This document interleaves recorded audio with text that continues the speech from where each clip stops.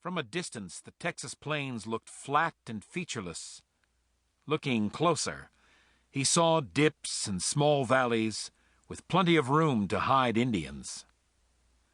Lush grass, normally green, had yellowed under the relentless sun and a spring short of rain. Antelope, prairie chicken, and quail wandered about in plain sight.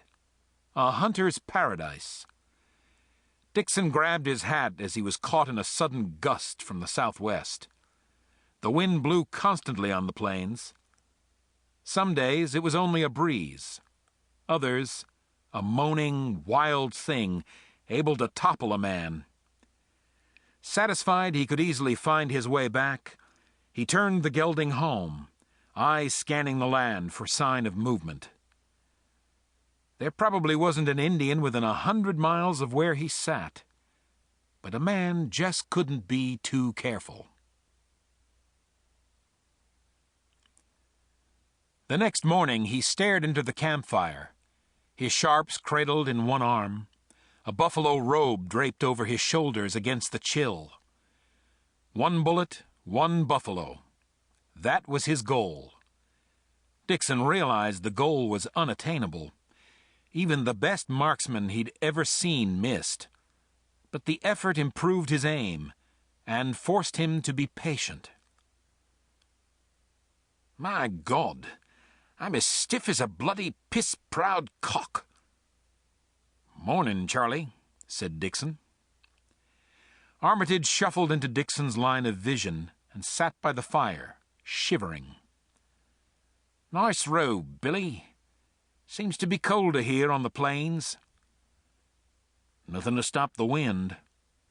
Unfortunately, the wind blew from the Englishman's direction, and the smell of yesterday's work hung heavily in Dixon's nostrils. The Skinner nodded his agreement, then looked around, absently scratching his chest. "Where's the cook?" "Out yonder, I suppose. I heard him moving around earlier." "That man was royally drunk last night, wandering about the camp singing those asinine songs and drinking toasts to every bloody thing he saw. He even toasted the hides we took yesterday.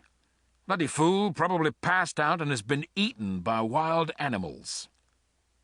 "Well," Dixon said, pulling the robe closer, "wherever he is, I wish he'd get back. I could use some coffee and breakfast." "Too right." A shout rang out from the other side of the hide wagon, followed by a short scream. Dixon leaped to his feet and tossed the sharps to Armitage. He pulled his pistol from its holster and ran, fearing the worst. He rounded the corner of the wagon and braked so short Armitage bumped into him. "Damn it, Billy! Why don't you—" Armitage stopped as Dixon pointed. Frenchie sat in the middle of the creek, eyes wide and mouth agape as he tried to catch his breath. Dixon lowered his weapon. "Damn! Ain't even September, and here you are taking a bath." Armitage laughed. "Perchance you'd like some Castile soap and lilac water for your ablutions." "You know, Mr. Armitage, that there creek water looks might cold." "I agree. Mr. Dixon, I fear our friend's bollocks have been sucked up to his Adam's apple." Frenchie glared at the others. For God's sake, get me out of here." Dixon and Armitage each grabbed an arm and lifted the cook from the creek. Frenchie stomped back to the camp and stripped off his wet clothes. The others returned to the fire. Frenchie reappeared, wrapped in a blanket, carrying his long underwear on the end of a stick. He stabbed one end of the pole into the ground, as close to the flames as possible without setting the clothes alight.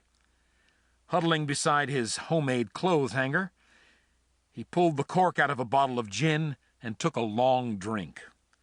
The glass neck clicked against his chattering teeth. Without a word, Armitage rose and started making coffee.